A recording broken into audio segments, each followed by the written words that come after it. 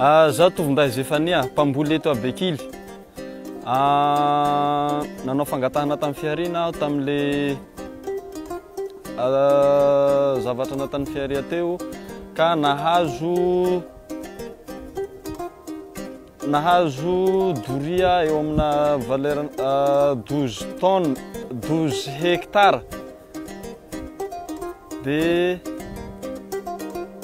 nanomboka tamin'ny 2012 aho no namboly mety ho 10 taona zay 10 taona lasa ny olana amin'ny fambolena dia ny tsy fisiany ranonorana maina ny tany ka mangataka zahay mba hampisy ny ranonorana aty aminay